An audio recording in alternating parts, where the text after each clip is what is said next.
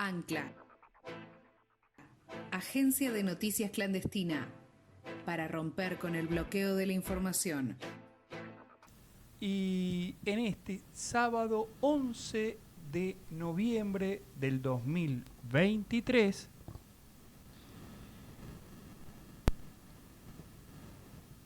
decía una murga uruguaya: en el país están pasando cosas y tenemos mucho para hablar. En el país hermano de la República Oriental del Uruguay están pasando algunas cosas y queremos entender qué es lo que está pasando. Porque a lo que le pasa a los hermanos y a las hermanas uruguayas también nos importan a lo que estamos de este lado, de esta orilla del Río de la Plata. Por eso fuimos a buscar a una voz autorizada en la República Oriental del Uruguay. Vamos a entrevistar a Juan Raúl Ferreira, quien fuera embajador del Uruguay en la Argentina. Desde el 2018 integra el espacio 609, que es en el Frente Amplio, que es el espacio del compañero Pepe Mujica. Exactamente. Esa vocecita que escuchaste por ahí es la de Juan Raúl Ferreira. Bienvenido, Juan Raúl. ¿Cómo estás? Un gran gusto estar con ustedes, poder hablar con mis hermanos argentinos que ocupan un lugar muy importante, porque yo empecé mi exilio en Argentina. Me tuve que ir cuando los argentinos tuvieron que sufrir la dictadura. Regresé a la Argentina cuando regresó la democracia en ese país hace 40 años. Desde allí volví al Uruguay, a donde fui preso, pero volví. Y luego regresé a la Argentina como embajador de la democracia uruguaya. Entonces comprenderán que es un país muy importante para mi propia identidad. Muchísimas gracias por contarnos todo esto, Raúl. La verdad que se nos pone la piel de gallina, porque quienes conformamos la agencia de noticias Ancla nos une un afecto muy especial con el paisito, como le dicen ustedes. Así que muchísimas gracias. Del otro lado del charco, como me gusta decir a mí. Bien. Te estamos convocando porque están pasando cosas en el Uruguay y no estamos entendiendo bien qué pasa. Y como no queremos hablar por boca de ganso, nos gusta ir a las fuentes. Bueno, vienen por buen rumbo si no entienden bien, porque nosotros tampoco entendemos bien qué es lo grave de todo esto. Hace ya mucho tiempo que el presidente de la República viene sufriendo la aparición al lado suyo, de su mesa chica, de su círculo más íntimo, de personas muy involucradas con la corrupción. Y esto, en determinado momento, en un manejo publicitario de su asesor, Roberto Lafluf, se posicionaba como: tengan lástima de mí que confié en gente que no lo merecía, ¿no? Se ponía en el lugar de víctima. Y en realidad, saber de quién uno se rodea y en quién puede confiar es parte de las condiciones que tiene que tener un gobernante.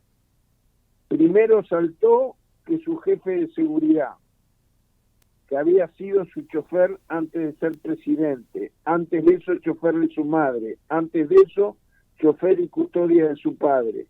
O sea, alguien de su riñón mismo, a quien él con cara de víctima decía: yo le confié la seguridad de mi familia. El señor Astesiano fue detenido en su presencia, lo que habla mucho de la independencia del Poder Judicial, en la residencia presidencial, en presencia de él. Llegó la policía con un fiscal y lo detuvo. Y salió, entró cuidando al presidente y salió esposado. Este señor Astesiano todavía está preso en una cárcel de alta seguridad porque había montado una red de corrupción de venta, bueno, tráfico de influencias en general, pero lo más grave era la venta de pasaportes uruguayos a la mafia rusa. Este escándalo que hace que él termine con su jefe de seguridad preso y repito, tratando incluso de sacarle rédito como qué lástima, se tienen que solidarizar conmigo que fui engañado, se repitió en varias ocasiones. La más resonante y triste, a mí ni siquiera me gusta hablar mucho del tema, es realmente un episodio muy doloroso.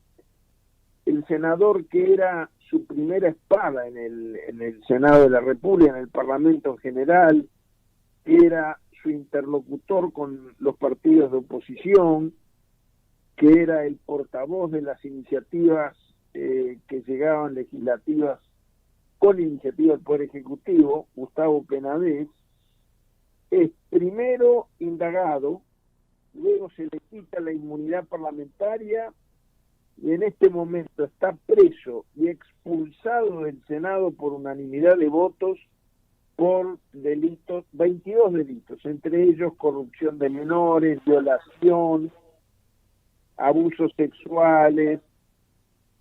Ese era un hombre que era uno de los principales del aparato político partidario del presidente y, repito, su primera espada en el Senado.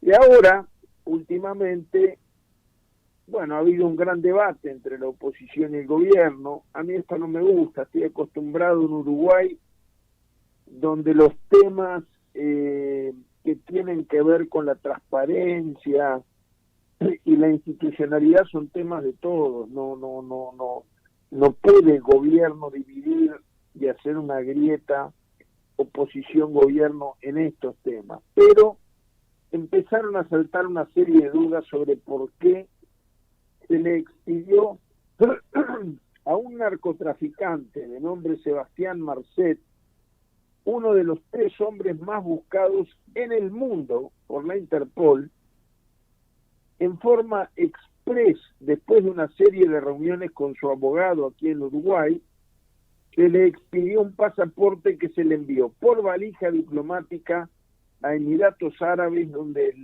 el cónsul uruguayo se lo entregó en su lugar de reclusión. ¿Por qué estaba preso? Estaba preso por ingresar a Emiratos Árabes con un pasaporte falso paraguayo. Entonces, yo digo que si el cónsul en Dubái recibe una solicitud de alguien para un pasaporte porque el que estaba usando era falso, habría que haber cumplido la normativa internacional de saber que era una persona limpia por la cual el país se podía hacer cargo. Bueno, ahí primero el presidente dijo que hasta un narcotraficante tiene derecho a tener pasaporte. No es así. Una cosa es la diferencia de opinión y otra cosa es la verdad y la mentira. Esto es mentira. Los pasaportes se expiden a aquellos por los cuales el Uruguay puede hacerse cargo y responsable de su conducta. Yo tengo en mis manos, y con esto redondeo porque fui un poco largo, yo tengo en mis manos mi pasaporte. Y en la primera página dice así, impreso: en nombre del presidente de la República Oriental del Uruguay, se ruega y exige de las autoridades de los países extranjeros dejen pasar libremente y presten en caso de necesidad toda ayuda y protección a la persona a cuyo favor se extiende el presente pasaporte. Es decir, el pasaporte, cuando se expide, el presidente asume la responsabilidad de pedirle a todos los países con los que tenemos relaciones le dejen pasar libremente. Y esto se le dio a uno de los 3 hombres más buscados en el mundo, sin duda el uruguayo más buscado del mundo.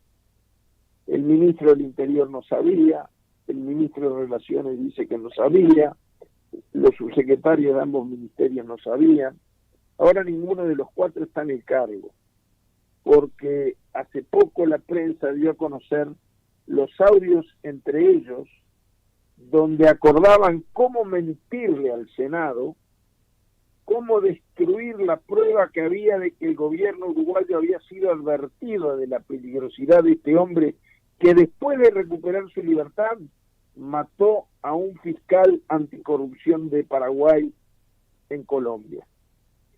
Bueno, esto obviamente ha generado una brecha muy grande. El otro día lo vimos, perdón que fui un poco largo, el otro día lo vimos en la presencia del presidente inaugurando un hospital en el popular barrio del Cerro, donde no pudo terminar sus palabras ni disimular su molestia, porque la gente salió a la calle a decirle corrupto, hágase cargo, no nos mientan más. Y fue una manifestación tremendamente popular de un barrio que, en vez de celebrar que se le abría un hospital, estaba indignado con la presencia del presidente después de todo lo que ha ocurrido esta última semana. La verdad que lo que nos estás contando nos abre 800 millones de preguntas. Pero yo fuiste hablando, Juan Raúl, y yo iba notando algunas cosas que me parecían conocidas. Tráfico de influencia, droga, tráfico de menores, grieta, victimización. Digo, pensé que estabas hablando de la República Argentina en el gobierno de Mauricio Macri, ¿no? Pero no es, vos me estás hablando del Uruguay 2023. Exactamente. Y un Uruguay donde yo creo que tiene que ser la aspiración de todo el mundo, incluso de la oposición, que esté quien esté en el gobierno, goce de la credibilidad pública. Y el presidente Lacalle mantenía muy altos porcentajes no significaba la adhesión política, pero sí credibilidad, buena imagen, aceptación. Y la primera encuesta de la que ya se tiene conocimiento cuando saltó este escándalo, que por cierto le costó el cargo a 2 ministros y sus respectivos viceministros de 2 carteras muy importantes, que son Interior y Relaciones Exteriores. Llegamos a sufrir la humillación, porque esto nos humilla a todos los uruguayos, de que el presidente viaja a Estados Unidos a entrevistarse con el presidente Biden y participar de un seminario organizado por el BID. Ahí era el encuentro con el presidente Biden, y el canciller no lo pudo acompañar porque no le aceptaron el pasaporte, porque estaba convocado por la justicia el día siguiente. Tuvo que viajar solo el presidente y el canciller, quedarse con el pasaje en el aeropuerto, y al otro día presentarse primero en fiscalía y luego en el ministerio, en el juzgado correspondiente. Es tremendo para el Uruguay esto, ¿no? Pero ahí es que empiezan a saltar los audios, donde el canciller Bustillo, que fue embajador en Argentina también, el embajador Bustillo varias veces referido al viceministro del Interior, dice: es un tarado, tiene que ayudar a destruir la prueba. Bueno, y aparece la voz, aparece el asesor de imagen del presidente, cuyo cargo también cayó, tuvo que renunciar al mismo después del regreso del presidente. La FLUF, de la escuela publicitaria de Durán Barba y de toda esta cosa neoliberal donde la imagen es lo más importante y el relato sustituye la realidad. Bueno, Roberto Lafluf, cuyo despacho es contiguo al despacho del presidente en el piso 11 de la Torre Ejecutiva, sede del Poder Ejecutivo en Uruguay. Es el despacho de al lado del presidente.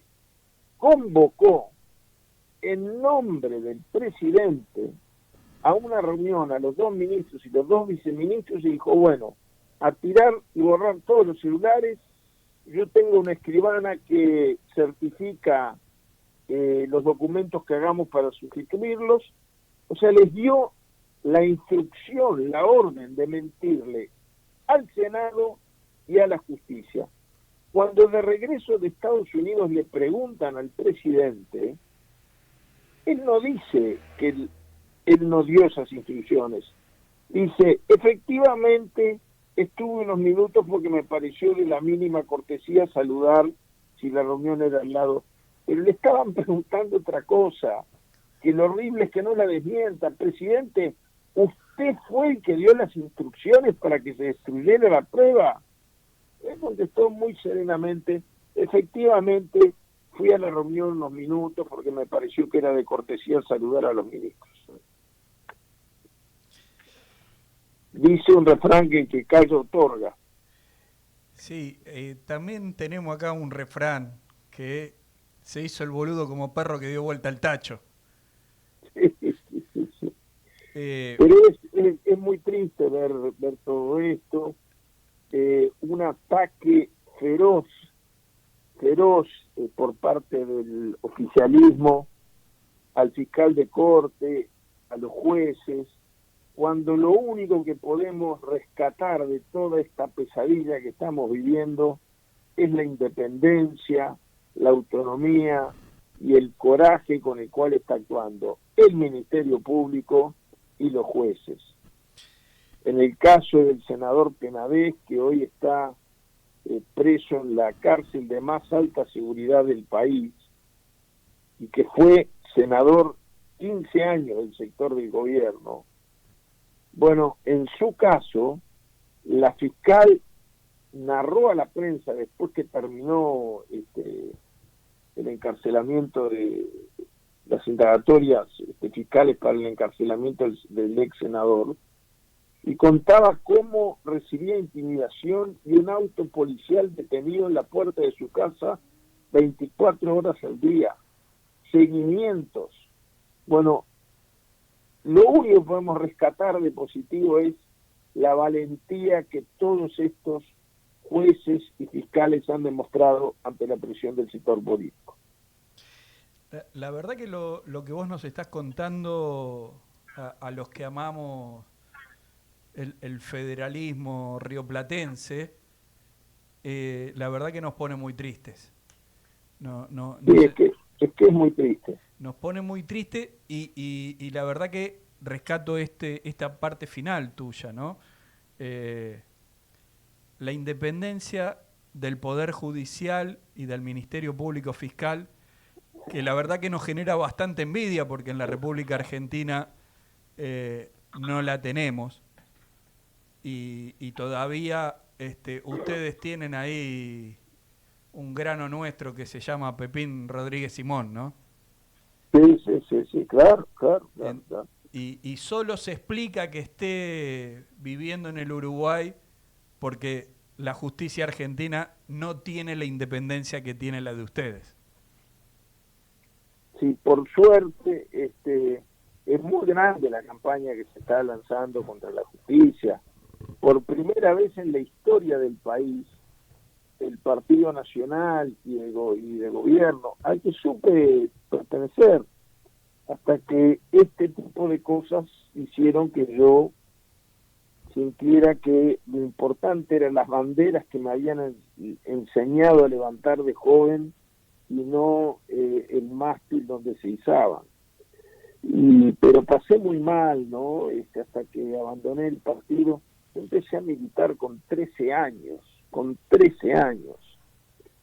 Hoy, cuando terminemos esta nota, voy a ir al velatorio del ex vicepresidente de la República y quien dirigió la economía durante los 15 años del gobierno del Frente. Fue vicepresidente de Pepe Mujica y durante los gobiernos de Tabaré Vázquez fue ministro de Economía, el economista Danilo Astori. Yo pienso que lo conocí cuando yo tenía 10 años y mi padre, que era de otro partido distinto que Astori, lo llevó de asesor económico cuando, siendo ministro de Ganadería, presentó lo que en aquella época era grito de necesidad que era el proyecto de reforma agraria de la década del 60 en el Uruguay. Y claro, y ahora uno ve que el país se divide por las filiaciones políticas. Mi padre no le tembló el pulso en llevarse de asesor económico al contador Astori, que era un joven economista, recién recibido, pero con las mejores notas, y dijo, ahí se lo quiero yo al lado mío. Bueno, ese es el Uruguay que de alguna manera extrañamos tanto con todas estas cosas que están ocurriendo.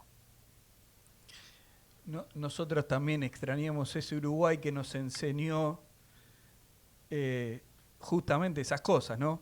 Las posibilidades de no compartir el mismo partido político, pero compartir la misma idea de grandeza del Uruguay, ¿no? Yo tengo una pregunta para hacerte. ¿Vos crees que lo de Uruguay es un hecho aislado o podés engarzarlo en lo que le pasa a todas las democracias de la región? Porque en Brasil... No, yo creo que estamos viviendo un momento peligroso en la región y lo estamos viviendo en el mundo, porque más allá de obtener o no mayorías para conformar gobierno, yo como extranjero, pero que pasó mucho y recibió solidaridad de España en los años del exilio por parte de todas las fuerzas políticas españolas, y bueno, yo miro, recibí con cierta satisfacción la noticia de la amnistía que dejaba de enfrentar a los españoles de esta manera, en la cual, bueno, un diputado del Parlamento Europeo como es Puigdemont no se le reconocía su inmunidad en su propio país y había orden de arresto. Yo recibí como un alivio y uno ve la violencia convocada por el Partido Popular. El Partido Popular de España es un partido conservador, sí, pero antes ser conservador significaba otra cosa. Yo les voy a contar, es muy autorreferencial, pero no deja de ser muy elocuente. Yo tengo colgado como un recuerdo muy afectivo para mí, pero históricamente curioso.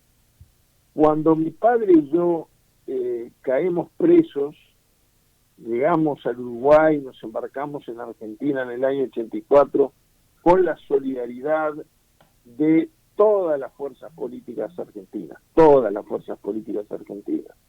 Llegamos al Uruguay, vamos presos, y cuando nos dan, días después de estar allí, de estar detenidos en distintos lugares, distintas unidades militares, una radio para poder escuchar las noticias, estaba en Montevideo el expresidente Adolfo Suárez, del Partido Popular, un hombre conservador, y se había venido al Uruguay a reclamar nuestra libertad. Ese es el mundo, no es solo el Uruguay. Bueno, y esto que se está viviendo en todo el mundo a raíz de la irrupción de la nueva derecha, en la región se vive de una manera patética, ¿no? Patética. En Ecuador, elecciones con casco y chalecos antibalas. En Guatemala, Bernardo Arévalo no sabe si le van a entregar el poder o no, porque ahí interviene la justicia, pero interviene para hacer política, no para actuar con independencia jurisdiccional. Entonces creo que es un fenómeno. El neoliberalismo vino a rearmar estas sociedades económica y políticamente. Eso es lo que yo siento, y bueno, lamentablemente Uruguay no fue ajeno a este proceso. Cuando estalló todo este escándalo y la opinión pública empezó a escuchar por radio y televisión las voces de los ministros conspirando para mentir y para falsificar pruebas para la justicia, cuando ocurrió esto, el presidente estaba en Estados Unidos, repito, solo porque nunca había ocurrido en Uruguay, es de Macón, ¿no? Al canciller no lo habían dejado salir porque estaba indagado por la justicia. Bueno, cuando ocurre esto, Yo digo, bueno, el presidente se tomará el primer avión y volverá para Montevideo. No, no. Dijo que él tenía actividad hasta sábado porque la reunión era muy importante. Bueno, yo soy bastante riguroso en estudiar lo más posible un tema antes de abrir opinión. El seminario en el que estuvo el presidente Lacalle Pou y la entrevista que tuvo con el presidente Biden no sacó en el Washington Post, el periódico político por excelencia que se edita en la capital de la nación, en Estados Unidos, 3 renglones de atención periodística. Sin embargo, la renuncia de sus 4 ministros en ausencia de él, aceptó su renuncia cuando regresó, con lo cual se libró de la responsabilidad de tener que echarlos. Bueno, la renuncia de los 4, 2 ministros, 2 viceministros, 5 en total, porque también está el asesor de imagen presidencial, la agencia de publicidad con despacho oficial. Bueno, esa noticia en el Washington Post fue primera plana de 5 columnas y el título era "Renuncian ministros por escándalo de pasaporte a narcotraficante en Uruguay". Mis amigos de Estados Unidos me dicen que desde los años en que yo estaba en el exilio allí, que logramos cortarle la ayuda militar al Uruguay, Uruguay no había sido objeto de la atención pública que ha sido en estos días por la prensa norteamericana. Qué bárbaro. La verdad que no me queda otra expresión que cuánto dolor. Sí, Cuánto mucho dolor. dolor. Cuánto dolor porque...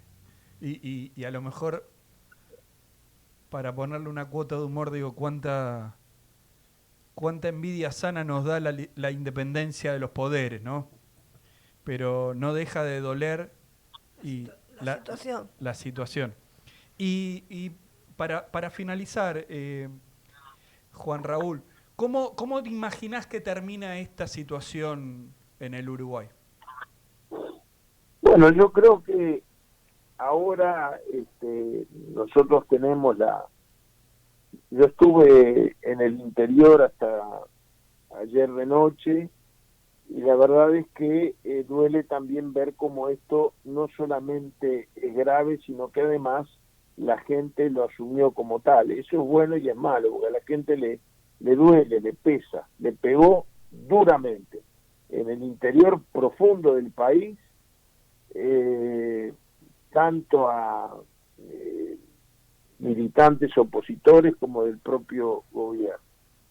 Entonces, ahora yo creo que la oposición, que está en consulta permanente, en sesión permanente, debe de tratar de preservar la institucionalidad en aquello que el gobierno no se haga cargo. El tema de la oposición, el rol de la oposición, no es ni derribar al gobierno e impedir que termine su mandato, ni permitir que todas estas cosas queden impunes. Es un equilibrio muy difícil para el cual se necesita mucha responsabilidad. El gobierno, la bancada del gobierno en el Parlamento ha mantenido mucho silencio y mucha irascibilidad. Lo poco que hablan es en un lenguaje y en un tono tremendamente descalificador. Es increíble cómo hay hombres que siguen hablando después de muertos, ¿no? Lo que está ocurriendo hoy sí es una imagen de republicanismo. Yo ayer veía por televisión llegar a las honras fúnebres del contador Danilo Astori al expresidente Sanguinetti, que siempre fue su adversario. Y se le veía la expresión de dolor, además de las palabras de solidaridad a él y a su fuerza política. Y luego una cosa que me llamó mucho la atención, porque Astori siempre fue una figura de mucha importancia de la izquierda democrática uruguaya, pero fue vicepresidente bajo el gobierno de Pepe Mujica. Y Pepe Mujica llegó y dijo que no quería hacer muchas declaraciones. Además, llegó enseguida, tiene 87 años, ¿no? Y dijo, no quiero hablar mucho porque no voy a hablar con la cabeza, sino con el corazón. Y si, ¿qué siente ese corazón?, le pregunta el periodista. Dice, mucho dolor, porque no siempre fui justo con él. Si hay alguien Sí. que la gente identifica con una relación estrecha con Astori, es Pepe Mujica. Sin embargo, se ve que tiene algunas cosas y no tiene empacho, y le parece que es importante para la opinión pública y para él decirlo, y decirlo en el momento más delicado. A mí me emocionó mucho escucharlo, Pepe, ayer. Él podría haber hecho hasta gala de, miren, yo fui el único que lo llevó al cargo más importante que ocupó, y dice, bueno, en otro momento podría hablar, pero hay muchas cosas en mi relación con él que me arrepiento mucho y que quiero hacerme cargo, y estoy profundamente dolorido. Era de una grandeza tan impresionante, además verlo, el viejo no disimula sus emociones, no tan conmovido, tan emocionado. Bueno, y allí voy a llegar dentro de pocos minutos a recordar todo lo compartido. Y nunca me hubiera imaginado en mi vida que íbamos a terminar compañeros políticos, pero en mi condición de tal es que lo voy a despedir. Siempre fuimos adversarios, pero nos unía un cariño muy grande. Los dos éramos aficionados a Nacional. Nacional tiene los mismos colores que el Frente Amplio, y él siempre me hacía bromas con eso, como que una cosa había traído a la otra. Pero yo sé que en Argentina, lo viví mucho siendo embajador esto, yo sé que en Argentina hay, además de un cariño, una admiración muy inmerecida por Uruguay. Los argentinos muchas veces tramitan sus frustraciones y sus expectativas no cumplidas diciendo, mirá Uruguay, qué maravilla.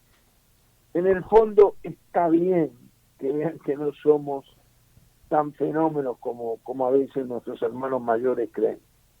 A veces el hermano mayor mira al menor pensando, bueno, es el que llegó a donde yo hubiera querido y no pude. Bueno, que sepan que nosotros no hemos podido también. Eso es bueno, eso es bueno. Y yo siempre digo que hay países con mayores intereses económicos recíprocos, comerciales, etcétera, sobre todo porque Uruguay es un país pequeño en el consumo y en la producción. Pero no hay dos países en el mundo con una relación similar a la que tenemos uruguayos y argentinos. A veces nos peleamos por fútbol, aunque acá los uruguayos se quedaron roncos después del Mundial, festejando el triunfo argentino. A veces nos peleamos por Gardel, aunque lo disfrutamos juntos. A China Zorrilla hemos aprendido a compartirla, pero tenemos esa identidad común y ese respeto por la independencia recíproca es muy importante, y del cual este gobierno también tiene que hacerse cargo de muchos errores, ¿no? Hubo toda una actitud anti-Mercosur, anti-Argentina, anti-Brasil desde que asumió Lula. Antes que asumiera Lula, no. Y bueno, todo eso está mostrando que no éramos tan perfectos como parecíamos. Y está bien que así sea. Nos va a hacer bien a los argentinos, a los uruguayos y a la relación recíproca que nos debemos. Bueno, por un lado decirte que nosotros como latinoamericanos nos enorgullece el Pepe, que nos ha enseñado mucho, porque ahora nosotros estamos bien forzados y viendo la necesidad de que, como nuestra democracia está en peligro, nos hace falta un gobierno de unidad nacional. Y el Pepe ha hecho eso en Uruguay, ha tenido esa capacidad, ¿no? Entonces me parece que si te lo cruzás le das un abrazo de parte de los compañeros de Ancla. Y por otro lado, para despedirte, bueno, agradecerte la claridad, ¿sí? Porque si uno lee las noticias como sueltas, como van apareciendo, no se entiende cómo se enlaza todo esto que no es ni más ni menos que un gobierno en crisis, ¿no? Exactamente. Bueno, Exactamente. en una democracia que seguramente los uruguayos van a saber fortalecer. Así que te agradecemos mucho la buena voluntad, la disposición. Le agradecemos también a Luis Viñolo, que fue quien nos dio el contacto, porque le pareciste la persona más adecuada para tratar este tema. Así que un abrazo grande, seguramente nos volveremos a cruzar. Gracias por toda la información. Un abrazo muy grande a los dos. Yo sé que los argentinos aprenden de Pepe. Yo en eso también me parezco a los argentinos porque todos los días aprendo alguna cosita. Así que un abrazo muy grande a los dos. Muchísimas gracias por esta oportunidad y seguiremos en contacto en el futuro. Seguramente. Muchísimas gracias, Juan Raúl. Ancla, agencia de noticias clandestina, para romper con el bloqueo de la información.